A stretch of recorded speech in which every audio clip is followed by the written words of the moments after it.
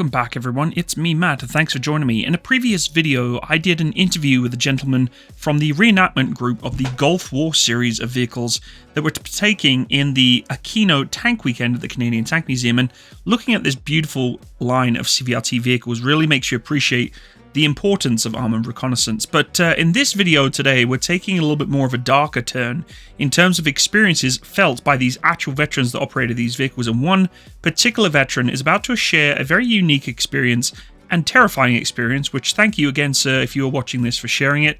Part of the Desert Rats. I was part of Desert Rats in Afghanistan, not in the Iraq Gulf War that this gentleman was in, but he was actually a serving member of the CVRT that was given a blue-on-blue engagement. Scary stuff. And a particular blue-on-blue engagement from an M1 Abrams main battle tank. You've got to look at the comparison of a 120mm gun versus these beautiful, small, little reconnaissance vehicles. So we're going to listen firsthand to his experience and the situation he was involved in. But I do want to do a massive shout-out to all the Gulf War veterans out there.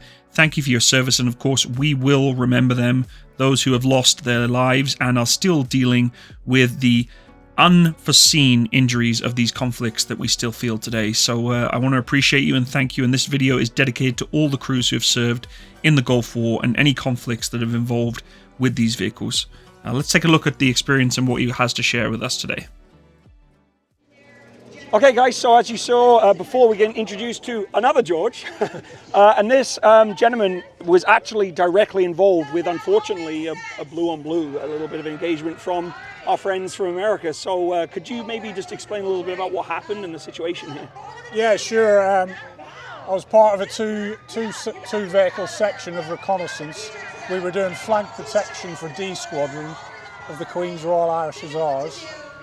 We were then directed to take some Iraqi prisoners that had been spotted out on a flank. Okay. So we went up to the position and started taking their surrender off them. My commander and operator got out on the ground, started disarming the Iraqis, piled all their personal weapons on the ground, and my gunner was guiding me forward. I was the only one in the vehicle. Okay.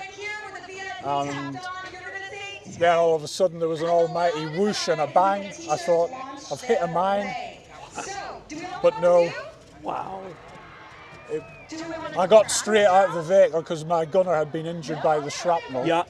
And we managed to get under cover. The other vehicle got hit as well, but it was only superficial damage. Wow. Wow, that is scary. Then one of the other commanders managed to get on the radio and called, blue-on-blue incident, stop. How far was the Abrams out, roughly? Well, I didn't see where it came from. It was a really grey, misty, drizzly day. Oh, okay, so it was raining, or it was just foggy? Just foggy and overcast. Yeah. So, I think they were using their thermal sights. All they saw was two vehicles and a load of Iraqi prisoners. Yeah. They obviously thought they were alive. Yeah. Wow.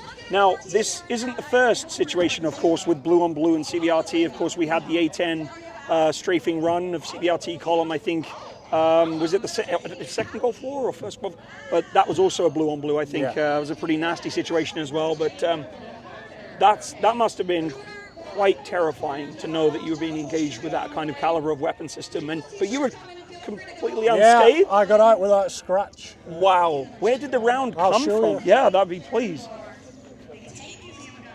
Obviously not on this actual vehicle, but the round entered about there. The gearbox is here, and the gearbox stopped the round. Wow. So the fin didn't exit out, the gearbox, the TN-15 took it? The gearbox took the impact of the force. Wow. It blew all the bolts off the front deck, so. Jeez. That's unreal. Unreal. And all the sort of bolt-on stowage was falling off as well.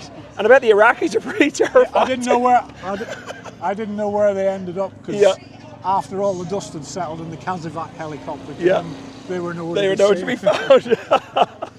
Well, George, thank you so much for sharing that story. Yeah, no problem very unique, and this is why this is incredibly important, I think, to touch and connect with the veteran community and learn about these stories, because I talked to a lot of different British crews, armoured crews throughout different generational armoured crews. Have never heard that story. But that is incredible, George, that you know, you're able to share that with us. And I think it's important we get that story out, which is why I'm sharing it with you guys today. George, thank you so much for your service. No problem. Thank you for sharing the story today. And if I could take one of these home, I would. I would love to have one myself. But this is the most beautiful collection. That's it for us at Recon Tank Weekend this weekend. We're about to hit on the flight and head home back to Alberta. But it's been a fantastic weekend. And George, I just wanted to give you actually a couple of little gifts here to say thank you. So this is a clothing brand I'm sponsored by. It's called Attire for Effect. And also, because of your incredible story, I'm going to give my own little personalised Maximus 3D printed badge there. So thank you again. And thank you very much. Yeah, anytime. Yeah, thank you. I'll give you a follow. For sure. I have seen it, but I have seen you before, but awesome. I'll be sure to give you a follow. Thank you. Awesome. Okay. Thanks, everyone.